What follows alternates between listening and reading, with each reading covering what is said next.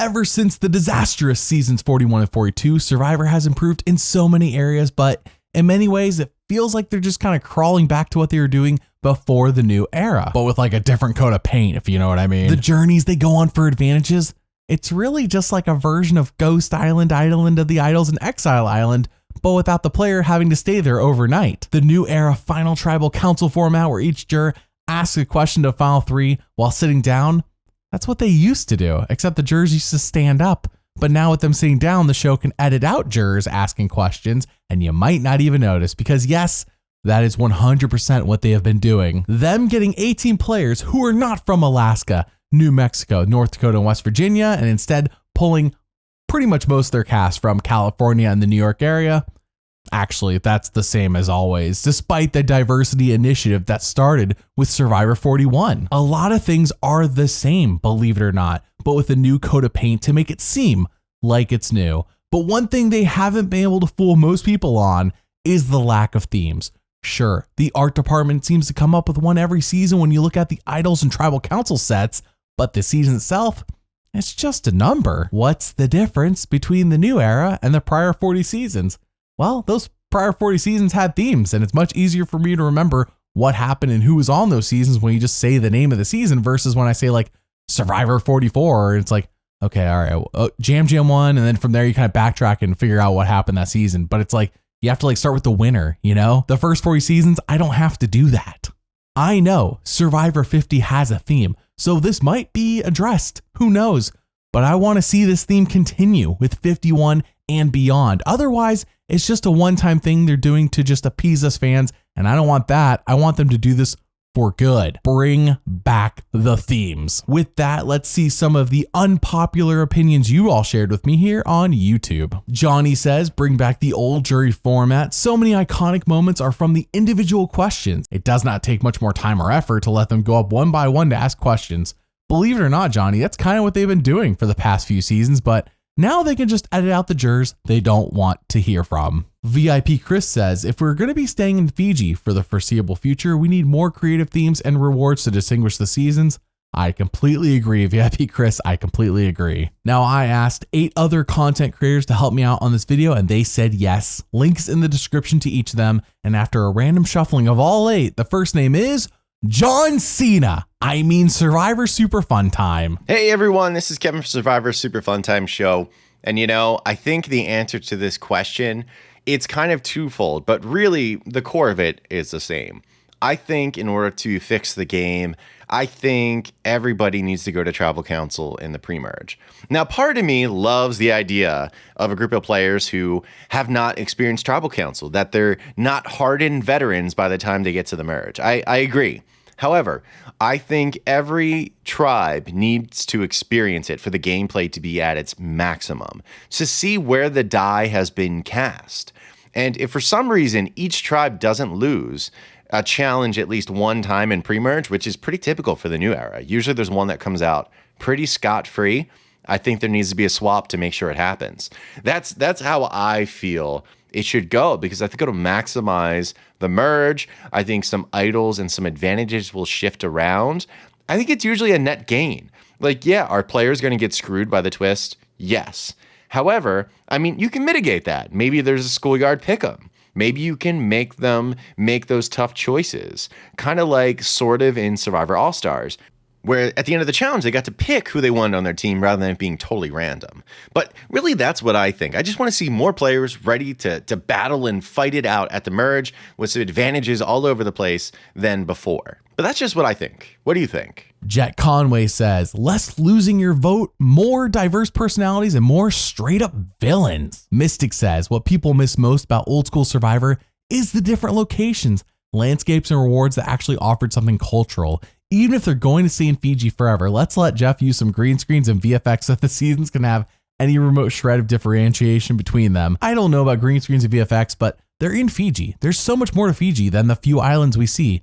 Go to those parts. By the way, thank you for watching this video and supporting it by liking and subscribing. If you want to help pick what videos I make and watch them all weeks and even months early, then consider financially supporting Once Upon an Island on Patreon. Patreon now has a free tier so everyone can join Thank you for your support. The next creator to share their opinion is my hardworking, sassy Once Upon an Island podcast co-host, Madison. Hi friends, it's Madison, the sassy co-host of Once Upon an Island. When it comes to something that would fix Survivor for me, well, there are a few things, but I want to specifically focus on when the final votes are read. The last time we watched the winner get declared live was for Winners at War, where they used Zoom because of the pandemic. Since then, it hasn't been back. First off, we've lost one of my favorite silly things.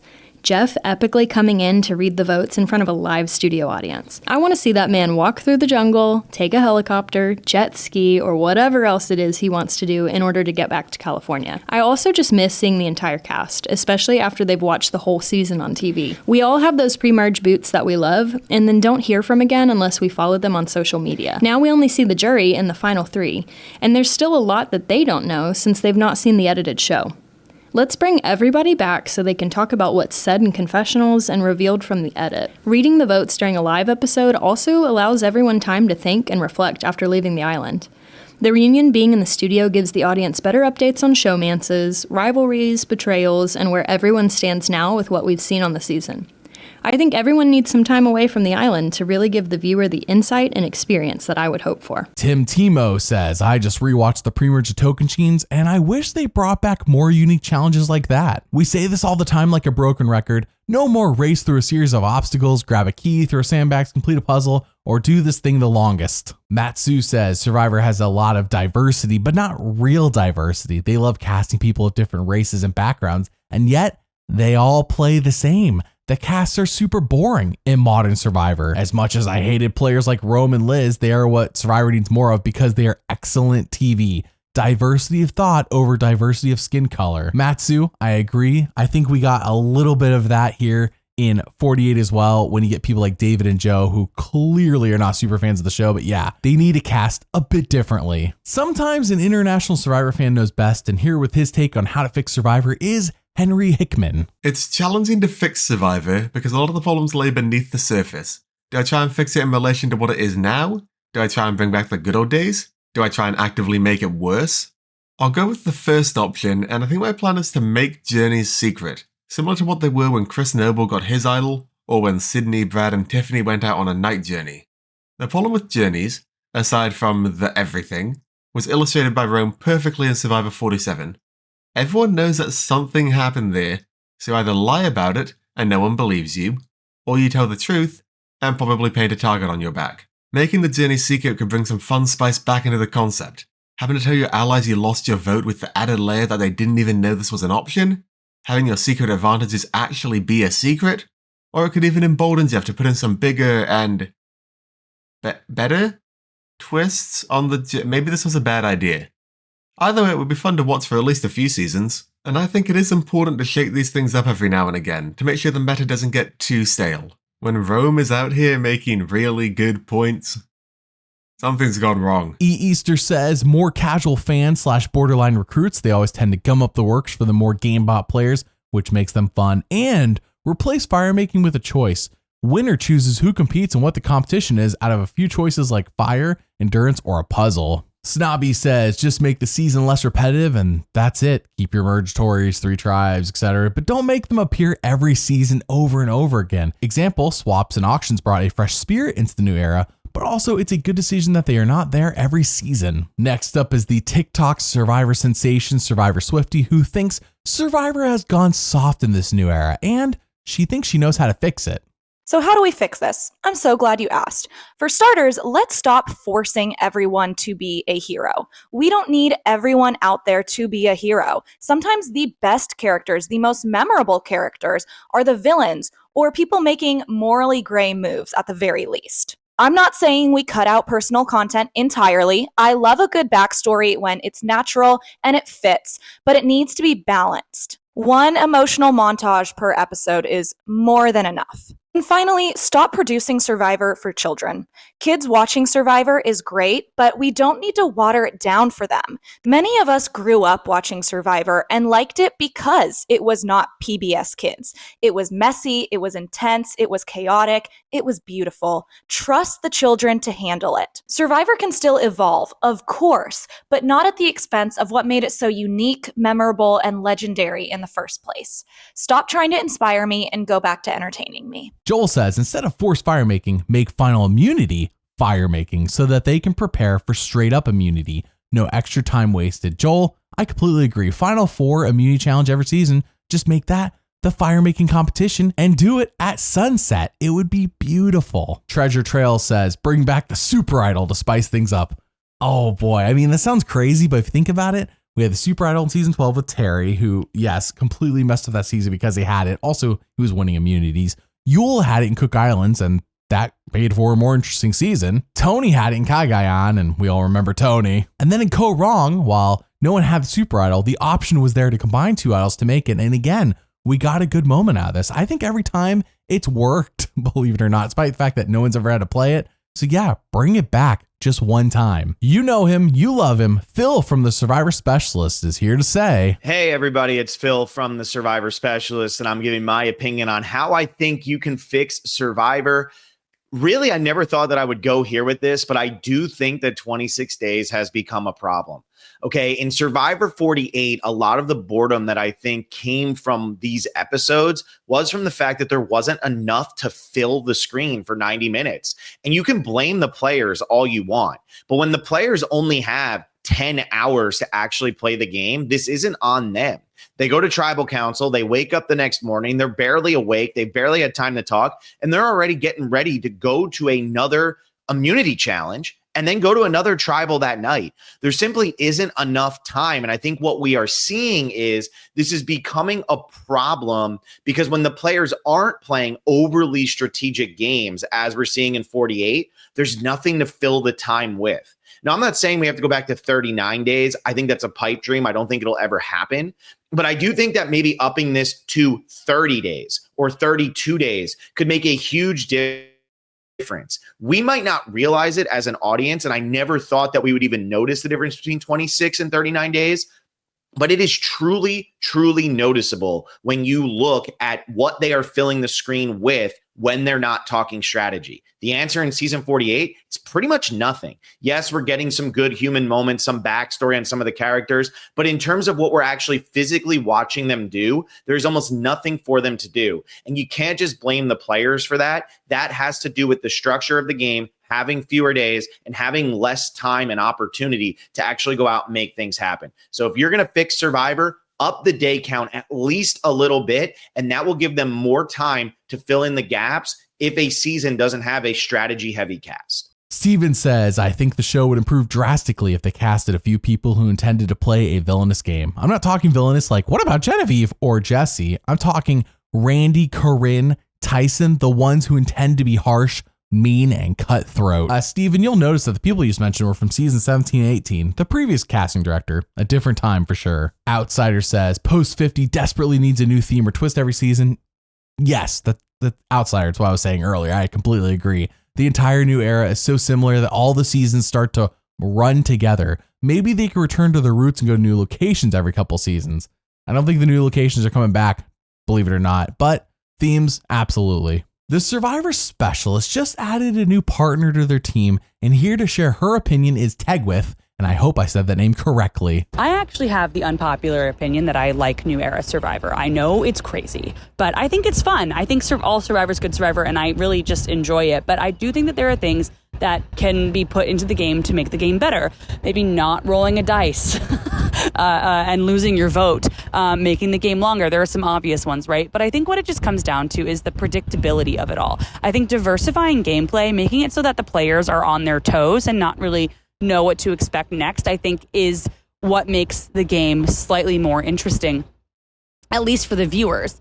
And I think one way to do that is actually to hire one person off of the Australian Survivor Challenge team. One thing in American Survivor that I don't really like is the challenges. I think the challenges need to be kind of updated. And I know Jeff wants to make them harder, but I think that making the same challenges harder is less interesting than adding new challenges into the game. And I also have the hot take that I don't really think I like American Survivor over Australian Survivor, even in the new era. And I know that's also a crazy hot take, but I just think that Australian Survivor's challenges, though, are so good. And I think it showcases different aspects of, what a challenge should be. There are the throwing challenges, the strength challenges, the endurance challenges, all of those different things I think are really interesting to watch as a viewer. And I think having one person on the team balancing out, the voices of keeping the same things, keeping the holding onto the pole, all those other things, I think would make the challenges a little bit more interesting and maybe make it so that every single season there isn't somebody winning 5 challenges, 4 challenges. And I think that would be a really big thing into making the game slightly more interesting. Some guy says it's a relatively simple fix. Change the concept of the show every few seasons. The 3-tribe format has gotten stale over the years and leads to more conservative gameplay. I've always found that a 2-tribe format has usually had more aggressive gameplay in your average Survivor season. Real Mason says one thing Survivor could do better is stop casting people from the same states and pick people from the 12 states who haven't had any representation since the new era. Thank you, Real Mason. Thank you. I completely agree. There's 4 states that have never been cast from, as I mentioned earlier in this video, but there are I think 12 or maybe even more states in the new era that have never been cast from at all. And it's like, what is this bias? Then people defend the bias of the casting director, and I don't understand. Anyways, another is to stop editing out villainous moments on the show. For example, when Q didn't pick Liz for a reward, and Kenzie offered to give up her spot, but Q told her no, it's my choice. They will make it more entertaining for us as viewers. Real Mason's referring to the fact that I believe post-game, it was revealed that there's more that went on with that Q and Liz interaction at that reward, but they left it out of the show. Rebekah, my cheerful co-host who loves to rabbit trail me on the Once Upon an Island podcast, number 2 in the charts, number 1 in your hearts, is next, and she says, my suggestion for how to fix modern-day Survivor is give the players more time to breathe. In the new era, these 26-day seasons are theoretically fine, but since there's now a challenge and or a journey and or a vote almost every single day that they're out there, the players don't really have enough time to play the social aspect of the game. This might sound a bit nitpicky, but it's really not. Downtime is when the players get to socialize and create fun moments. Like, for example, I think of Q suggesting that everyone play hide and seek and then subsequently roasting everyone for either playing too hard or not hard enough. Absolutely hilarious. Survivor's supposed to be this epic adventure, and downtime can give the players more time to explore and to enjoy the Survivor experience, which incidentally makes for better TV. Personally, I believe that the producers have actually ended up making the show more boring to watch in their effort to make it more entertaining by adding gimmicks like journeys. But if they would just trust the cast to make it more interesting, that would make for much better TV, in my opinion. It also gives the cast more time to think and come up with creative strategies, like, for example, Operation Italy. Things that production couldn't come up with. Strategies based on the players' understanding of their fellow survivors. Again, the social aspect of the game, which is a huge component of the game of Survivor, and something that hasn't been very prevalent in recent seasons. Goat Mode says, maybe don't cast 9 people from California. No, Goat Mode. No, it's not an option. But if it was, they would just cast 9 people from the New York area. And that is usually what happens. Finally, we finish with the 4th place fallen angel of Survivor 44, Carson, who says, in terms of something that I think needs to be fixed or improved, I want more returnee seasons with themes. And I'm fine if they want to do this 3-tribe format, I would love to have 2 tribes every once in a while, just something balanced. But I feel like we're missing out on really great potential with players that may not be, asked back after 10 seasons of waiting, before a returnee season. But for example, like Parvati and Cook Islands, I don't think Parvati and Cook Islands was this big standout. And so 3 seasons later, or is it 2? Something like, I think 2. The X amount of seasons later, it wasn't long, she was asked back for Micronesia. And I don't think if they had waited 10 seasons that Parvati would be someone that they would have asked. And so I think I mean, I just, as a forefront, I don't know anyone. Like I'm not, well, cut this out. But like, let's just, as an example, Maddie Palmilla. Like, I fear that someone like Maddie Palmilla from my season 44, she's so funny and charismatic. She was voted out first from a like kind of crazy side vote that happened with a bunch of crazy advantages in play. And I really think that we missed out on her. And so do I think that she would be brought back like in a lot of seasons later? Probably not. But I wish that she had that opportunity.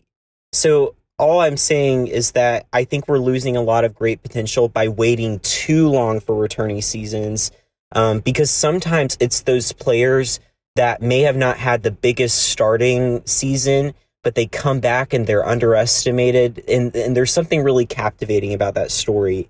And just with waiting so long before a returning season, I feel like we're getting in this monotone format, same players, same sort of story, same. So I'm just looking for something to every once in a while, splice it up and change it up. I'm not saying I need a returning season every 2-3 seasons. I just need a little bit more diversity in the seasons to keep me interested. That's all. Anyways, hope you have a great day. Bye. So what do you think? How can Survivor be improved? Comment below and let me know. Thanks for watching, and doubly thanks for liking and subscribing. See you all next time.